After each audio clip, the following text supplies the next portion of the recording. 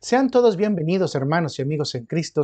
Gracias por estar con nosotros. Esperamos que estos estudios bíblicos estén siendo de bendición y edificación para sus vidas. Estamos estudiando los libros de los Salmos. Estamos ubicados en el libro número 1, que se conoce como Sefer Rishon, y estamos en el Salmo número 29, que se conoce con las letras Kaf Tep del alfabeto hebreo. El Salmo 29 contiene 11 versículos bíblicos. Vamos a tratar de poderlo estudiar en tres grandes temáticas y entre algunas de ellas hay aspectos controversiales, por lo que le pido también su paciencia para poder entender todos los puntos de vista que nos pueda ofrecer el Salmo y las explicaciones que algunos de los salmistas, algunos de los eruditos y obviamente teólogos nos dan acerca de estas temáticas. Mi nombre es Luis Enrique Gutiérrez, para quienes no me conocen, soy su hermano en Cristo y me pongo también a sus órdenes. Gracias, Señor. Ayúdanos a orar. Te pedimos, Señor, que podamos encontrar en nuestro razonamiento, pero igual también en nuestra fe, así como en lo que nosotros somos, Señor, que tú eres el único, que tú eres arriba, abajo, en los cielos, que tú estás en todo lugar. Ayúdanos, Señor, porque sabemos que tú eres el que nos llena, que tú eres el que te manifiestas en nosotros, el que tienes el dominio total de la naturaleza. Ayúdanos a llevar una gran adoración. Ayúdanos a darte un gran tributo, Padre Celestial, porque sabemos que tú eres el único grande, el único digno de recibir toda la gloria y toda la honra, Señor.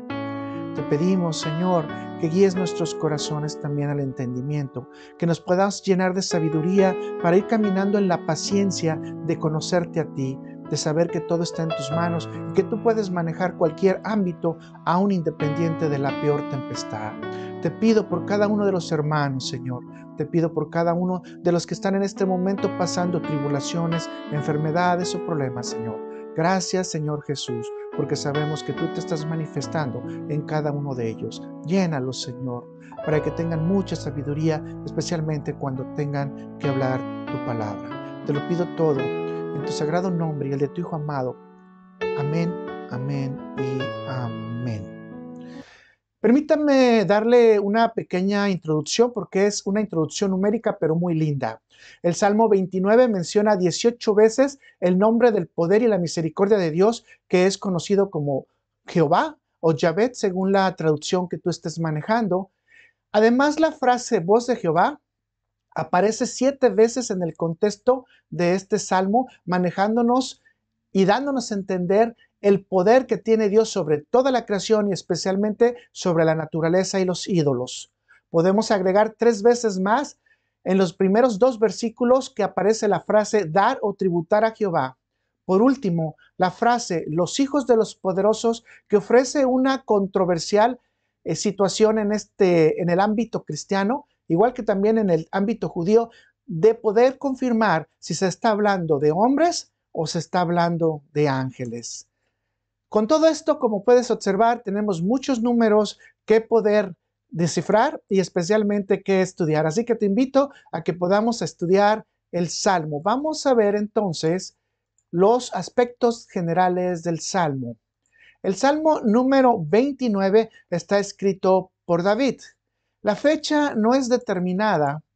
Solo se sabe que el Salmo 29 es uno de los escritos más antiguos de David. Algunos sostienen que este salmo fue escrito por David cuando fue testigo de una gran tempestad que incluía truenos, relámpagos y lluvia. Otros dicen que no, que David fue testigo de un gran terremoto alrededor de todo Jerusalén y que obviamente la ciudad no le pasó nada y que a partir de ahí entendió cuál era la potencia, la fuerza y obviamente la magnificencia de Dios cuando quiere proteger a su pueblo. Así que David entendió cómo el dominio soberano de Dios siempre estaba sobre todo el universo. Con esto David hace una invitación al pueblo de Israel a darle su alabanza y adoración al único Dios verdadero. Así que David dice que nosotros debemos de alabar a Dios ante todas las circunstancias, pero especialmente cuando nos presentamos en su casa, en este caso sería el tabernáculo y posteriormente el templo. El tipo de salmo es un mismor, se considera una oración igno-rogativa. Te pido por favor que me acompañes entonces ahora a ver lo que son los puntos generales que vamos a trabajar, que como te lo había mencionado son 3. Número 1, dar y adorar a Dios. Número 2, el poder de la voz de Dios. Número 3, Dios es el Rey por siempre. Dios es el Rey por siempre. Antes de entrar a los temas, permítame darle un breve contexto del Salmo en relación a otros salmos. La estructura del Salmo 29 es muy parecida al Salmo 114. En ambos salmos se destaca la manifestación del poder de Dios sobre las fuerzas de la naturaleza. Ante todas estas manifestaciones de poder, no queda más que dar o tributar a Dios, alabándole y atribuyéndole toda la gloria, todo el amor, toda la alabanza y obviamente mantener toda la confianza en Él. Así que por favor ahora acompáñame a el tema número 1, dar y adorar a Dios. Salmos 29, versículos 1 y versículos 2. El título dice, Salmo de David. Tributad a Jehová, oh hijos de los poderosos, dad a Jehová la gloria y el poder. Dad a Jehová gloria debida a su nombre. Adorar a Jehová en la hermosura de la santidad. Estos versículos tienen por lo menos 3 grandes explicaciones en relación a los hijos de los poderosos. Explicación número 1. Algunos dispensacionalistas aseguran que David está hablando de los ángeles. Ellos llegan a la conclusión haciendo un pequeño arreglo gramatical, cambiando la frase los hijos de los poderosos por los hijos de Dios. Además, ellos también tienen el fundamento en Génesis 6 y Job 2. Estos capítulos se utilizan para decir que los hijos de Dios son los ángeles. Obviamente se tiene que hacer muchas extrapolaciones y sacar del contexto los versículos para poder llegar al final a esta conclusión de que los hijos de Dios es igual a los hijos de los ángeles. Si usted abre los rollos de la Biblia desde Génesis a Apocalipsis, posiblemente no es una explicación totalmente cierta o al 100%. Sin embargo, esta es la explicación más aceptada por los teólogos cristianos e incluso es la que más se utiliza en el círculo cristiano. Aclaración, por favor.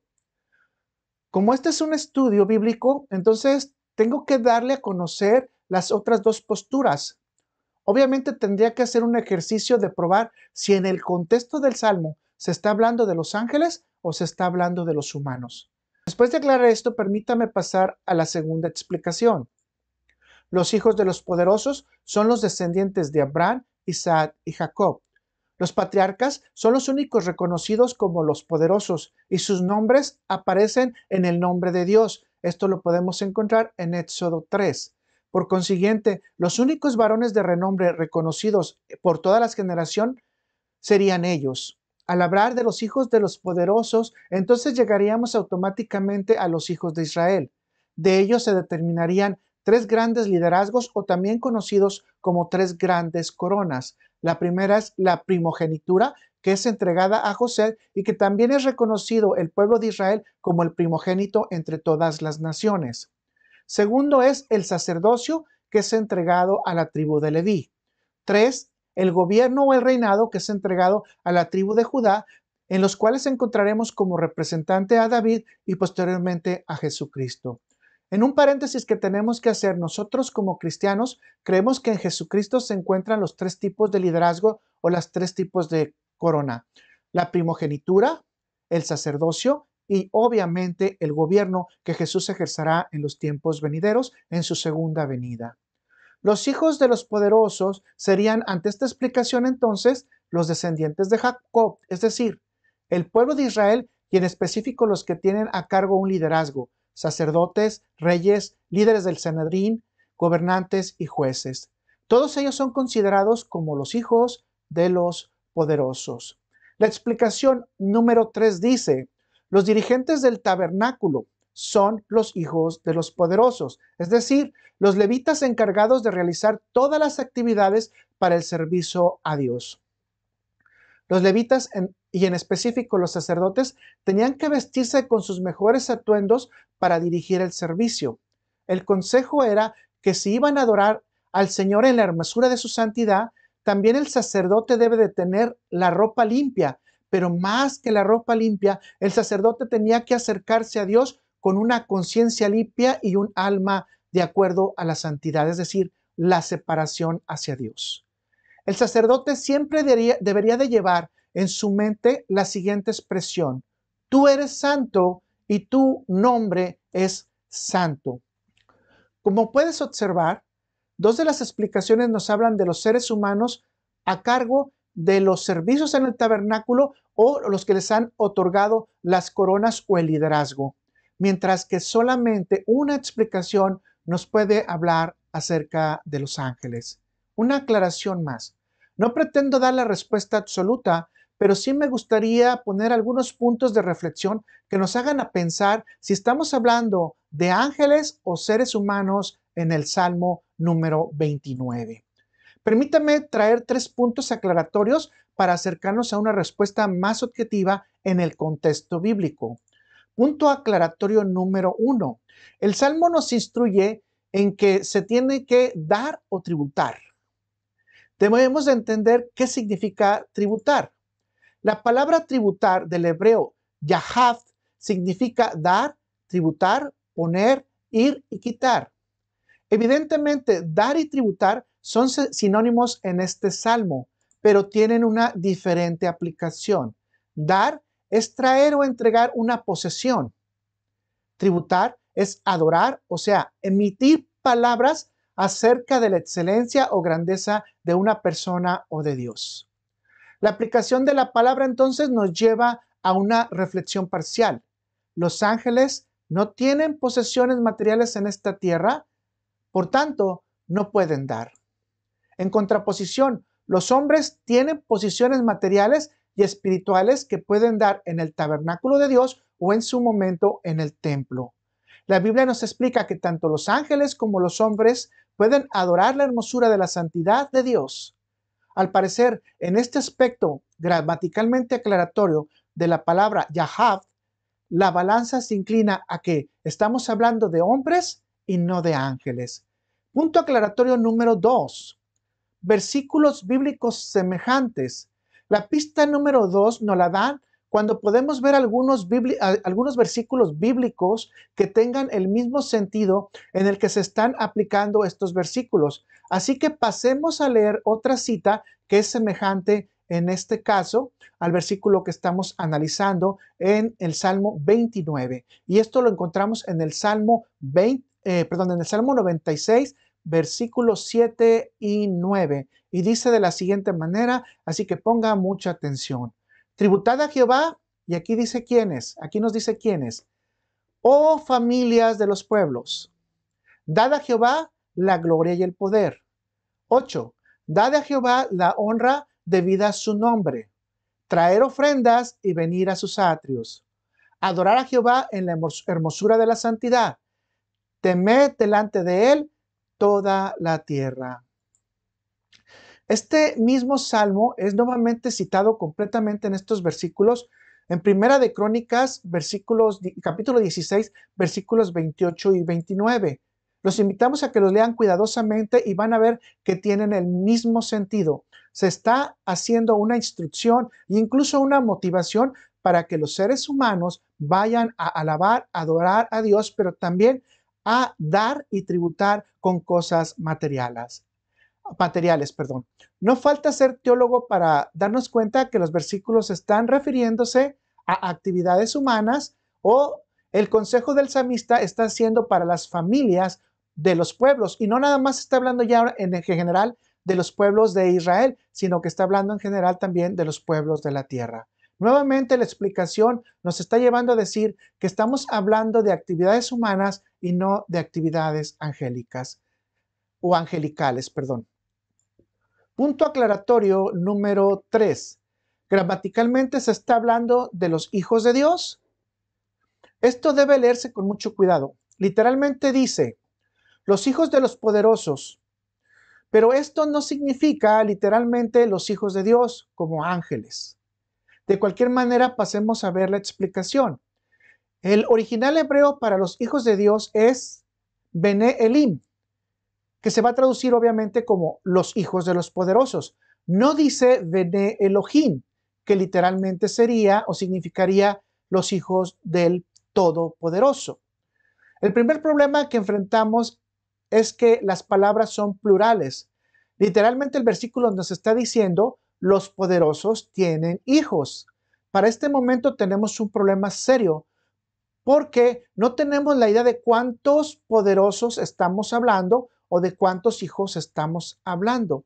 La palabra de Dios claramente dice que Dios uno es, y esto entraría en clara contradicción con hablar de poderosos, es decir, de muchos que tienen el poder.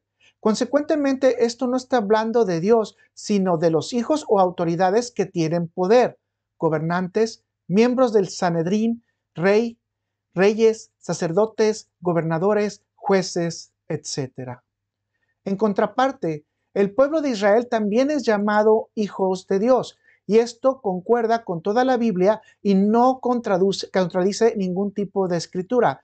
Vaya conmigo a Deuteronomio 14, versículo 1 al 2, y dice, hijos sois de Jehová vuestro Dios, hijos sois de Jehová vuestro Dios. No os sajeréis ni os raparéis a causa de muerto, porque eres pueblo santo a Jehová tu Dios, y Jehová te ha escogido para que le seas un pueblo único de entre todos los pueblos que están sobre la tierra. Esto confirma también el siguiente salmo. Salmo 82, versículos 6 y 7, y dice, yo dije, vosotros sois dioses, note que es dioses con D minúscula, y todos vosotros hijos del Altísimo. Pero como hombres moriréis, y cualquiera de los príncipes caeréis. Jesús repite esta escritura aplicándolo a su persona como hijo de Dios y también como israelita. Notemos lo que dice en Juan 10, versículos 34 y 36. Jesús les respondió, ¿no está escrito en vuestra ley? Yo dije, ¿dioses sois? Si llamo dioses a aquellos quienes vino la palabra de Dios y la escritura no puede ser quebrantada, vea la pregunta, al que el Padre santificó y envió al mundo, vosotros decís, ¿tú blasfemas porque dice, Hijo de Dios soy? Podemos concretar de la siguiente manera. Los israelitas en el contexto bíblico también son llamados hijos de Jehová o hijos de Dios y también son llamados dioses, es decir, con D minúscula, pero siendo hombres morirán. Aquí tenemos entonces un gran problema. Los ángeles no pueden morir porque son espíritu. Después de todo esto, es claro que los que tienen la responsabilidad de dar y de tributar a Dios son los israelitas, que para ese momento representaban a toda la humanidad. Es un consejo muy claro para todos los pueblos que debemos de tributar a Jehová y darle toda nuestra alabanza. Curiosamente, los israelitas también son llamados hijos de Dios, aunque no todos son poderosos, sino a los que se les extendió la autoridad para hacerlo. ¿Cuál es tu conclusión? En general, parece que la balanza se inclina más hacia actividades de los seres humanos que hacia las actividades angelicales. Pero eso, obviamente, tú hazlo de manera respetuosa y también tú puedes darnos tu opinión de manera respetuosa. Vayamos al punto número 2. El poder de la voz de Dios. El poder de la voz de Dios. Y vamos a ir al Salmo 29, versículos del 3 al 9. Voz de Jehová sobre las aguas, truena el Dios de gloria. Jehová sobre las muchas aguas. Voz de Jehová con potencia. Voz de Jehová con gloria. Voz de Jehová que quebranta los cedros. Quebrantando Jehová a los cedros del Líbano. Los hizo saltar como becerros. Al Líbano y al Sirión como los hijos de búfalos. Voz de Jehová que derrama llamas de fuego. Voz de Jehová que hace temblar el desierto. Hace temblar Jehová el desierto de Cades. Voz de Jehová que desgaja las encinas y desnuda los bosques. En su templo todo proclama su gloria. La frase voz de Jehová se repite, como tú pudiste ver, 7 veces en este salmo. En resumen, se mencionan a continuación las siguientes: voz de Jehová sobre las aguas, voz de Jehová con potencia, voz de Jehová con gloria, voz de Jehová que quebranta cedros, voz de Jehová que derrama llamas de fuego, voz de Jehová que hace temblar el desierto y Cades, voz de Jehová que desgaja encinas y desnuda bosques. En forma general, la voz de Dios se refiere a las formas de comunicación que tiene Dios con el hombre. Una de ellas es la voz audible. La que se destaca en el Salmo es la forma que Dios le comunica su presencia a través del poder que él ejerce con dominio sobre la creación. Damos una pequeña explicación de cada una de las 7 que se repite: voz de Jehová. Empezamos con la primera, la voz de Jehová sobre las aguas. Veamos cómo es explicado este punto en el libro de Job. Vaya usted a Job 26, versículos 10 al 12. Puso límite a la superficie de las aguas hasta el fin de la luz y las tinieblas. Las columnas del cielo tiemblan y se espantan a su reprensión. Él agita el mar con su poder y con su entendimiento hiere la arrogancia suya. La aplicación directa que encontramos en este tópico es el poder que Dios tiene sobre las aguas. Bíblicamente, esto se puede ilustrar con la división de las aguas del Mar Rojo para que pasara el pueblo de Israel totalmente en seco. Posteriormente vamos a volver a ver que Dios detiene las aguas con la representación del arca del pacto en el río de Jordán, para que el pueblo pasara rumbo a Jericó. La última aplicación en relaciones con nosotros: nuestro cuerpo está compuesto de un 65 a un 75% de agua, así que Dios tiene el total dominio sobre nosotros. Es un mensaje hermoso que Dios tenga el total dominio sobre nosotros, porque esto nos puede llevar tanto a salud como a enfermedad, pero también nos puede llevar a tener la convicción de que Dios va a estar siempre operando en nosotros. Gloria a Dios por eso. 2. Voz de Jehová con potencia. La voz de Dios es poderosa. Esa frase enfatiza la grandeza de Dios y el efecto de su voz en el ser humano, que generalmente provoca en muchos de ellos temor. El evento bíblico por destacarse aquí es la revelación de Dios en el monte Sinaí, cuando descendió con todo su esplendor para proclamar los 10 mandamientos. Leamos esta parte que le corresponde a la palabra de Dios. La encontramos en Deuteronomio 4, versículo 35 y 36. A ti fue mostrado para que supieses que Jehová es Dios y que no hay otro fuera de él. Desde los cielos te hizo oír su voz para enseñarte, y sobre la tierra te mostró su gran fuego, y has oído sus palabras de en medio del fuego. Punto número 3, que es la voz de Jehová con gloria. La tercera voz, la voz de Jehová con gloria. David está reconociendo la majestad de Dios. En el futuro todas las naciones reconocerán al invencible poder de Dios. Dios se sentará como rey ante todas las naciones, y de hecho Dios se sienta como rey ante todas las naciones aun cuando no lo conozcan. Pero este tipo de voz nos está hablando del tiempo en que Jesucristo va a tomar las naciones, y como lo dice en el Salmo número 2, todas las naciones van a ser puestas a sus pies y Él estará en su trono con toda la majestad. Veamos la voz número 4, voz de Jehová que quebranta cedros. El cedro en Israel es considerado el rey de los árboles por su grandeza. En la mitología cananea representa a Baal, quien se supone que tenía su morada en las montañas del Líbano, y obviamente estas montañas estaban llenas de cedro. Esto era considerado como un símbolo de estabilidad y que producía oxígeno y belleza, por lo que se consideraba que Baal era fuerte y poderoso. Consecuentemente, Baal era un dios todopoderoso. Cuando la palabra de Dios dice que Él quebranta los cedros, está haciendo referencia que solo Jehová existe como Dios y reina sobre la naturaleza. Consecuentemente, Jehová va a quebrantar cualquier creencia idolátrica del ser humano. Con esto negará el poder de otros dioses. Por otro lado, metafóricamente, los cedros son considerados como personas poderosas e inteligentes en los diferentes ámbitos de los negocios o el comercio. Cuando Dios quiere, los puede quebrantar y humillar.